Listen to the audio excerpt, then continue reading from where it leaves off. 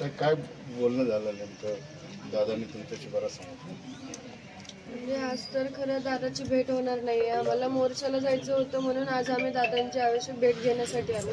भेट म्हणजे दादाला एक विनंती करण्यासाठी आलतो की आम्ही दादा प्रत्येक मोर्चात येतात.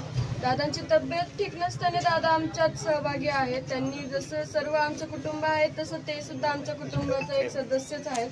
म्हणून त्यांच्या तब्येतीकडे बघून आम्ही आज त्यांना एक विनंती म्हणजे मी जर स्वतः लेकीच्या नात्याने एक विनंती करायला आलते की दादा जी तुमची तब्येत आहे आपल्याला आरक्षणही मिळवायचे न्यायही मिळवायचा आणि ते आपल्याला मिळणारच आहे. फक्त जसं तुम्ही सर्वजण आम्हाला सांगता की आधी तब्येत सांभाळा मग आपण हे न्यायाचा लढा पुढे नेऊ तसंच एक दादाला छोटीशी विनंती करण्यासाठी आज आम्ही आलतो की दादा जे आपल्याला सर्व मिळवायचे फक्त तुम्ही तुमच्या तब्येतीची काळजी घ्या.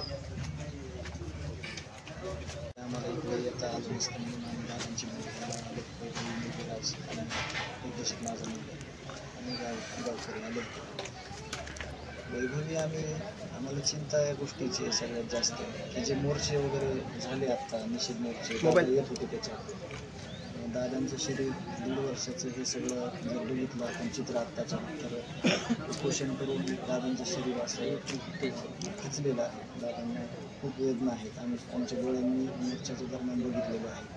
वैभवी आमचं कुटुंब आमच्याकडून आम्ही दादांना विनंती केली की दादा तुमची गरज जास्त आहे समाजाला आहे सगळ्यांना आहे आणि आम्हाला तर खूप आहे असं आम्ही दादांना विनंती केली की आपल्या म्हणजे तुमच्याकडून ज्या गोष्टी मिळणार आहेत समाजाला किंवा तुम्ही जे लढा उभा केलेला आहे किंवा ज्या समाजासाठी हे सगळं चालू आहे त्याच्यासाठी सगळ्यापेक्षा जास्त गरज दादाची की संदर्भात बरेच डॉक्युमेंट वगैरे दाखवते काय त्या चर्चा झाल्या दादांना की कुठपर्यंत तपास आहे तपास कुठपर्यंत चालणार आहे.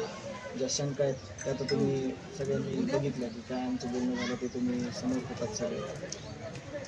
जी तपास यंत्रणा आहे त्याविषयी मी काल बोललो होतो सकाळी आणि तोच सगळा पार्ट संध्याकाळी बाहेर आला. म्हणजे तपासी अधिकारी ज्यांच्या अंडर सगळं हे चालतं आहे तिथं काय काय झालं आहे त्याच्याविषयी आपल्याला तपास घेणं किंवा आपण विनंती करणं किंवा त्यांनी जर तशा सूचना दिल्या असतील तर ठीक आहे नाही तर आम्ही त्यांना मागणी करू की 1 महिन्याच्या कालावधीमध्ये तिथं काय घडलं आहे त्या लोकांचे CDR निघले पाहिजे. त्यांना कसं तिथं पूर्ण CCTV चालू आहेत का किंवा CCTVचे फोटोज समोर आले पाहिजेत किंवा त्यांचे CDR निघून तिथं काय घडलं आहे नेमकं त्यांना अभय देण्याचं काम केलं आहे का किंवा त्यांना कसं सुटता येतं ह्याचं काही धडे शिकवलेत का ह्याच्यावर शंका काल मी सकाळी व्यक्त केली होती आणि रात्री काही ऑडिओ क्लिप आले काही व्हिडिओ आले काही जुने कारनामे आले यावर कारवाईचे आदेश SP साहेबांनी दिले गेले पाहिजेत असं आमचं मत आहे. पण आम्ही इथं आलतो दादांची तब्येत व्यवस्थित ठेवून काळजी घेऊन दादा हे उपोषण करायला सगळे समाज सगळ्या सोबतही समाजाचं आणि दादांचं हे उपोषण आहे. समाज मागं हटणार नाही. सर्वजण समाज इथं येणार आहे आणि सामूहिक उपोषणामध्ये सहभाग घेऊन ज्या मागण्या आहेत राहिलेल्या आपल्या ज्या आरक्षणाच्या आहेत ज्या न्यायाच्या आहेत त्या मागणीसाठी हे सगळं काळजीपूर्वक करावं यासाठी आम्ही दादांकडे आहे. तुम्ही मागे म्हटलं होतं की आंदोलनात मी सुद्धा सक्रिय राहील. आम्ही आहेत सगळा समाजच आहे आंदोलनामध्ये. मला मुंबईला उद्या मोर्चा असल्यामुळे जायचं आहे मग उद्या किंवा परवा येणं नाही झालं असतं म्हणून आम्ही दादांना भेटायला आलो. आम्ही सगळा समाजच या उपोषणामध्ये आहे. ते उपोषण न्यायाचं आहे ते उपोषण आरक्षणाचं आहे ते उपोषण समाजाचं आहे त्यामुळे सर्व समाजाच्यामध्ये सहभागी होणारे याच्यात काही होणार नाही.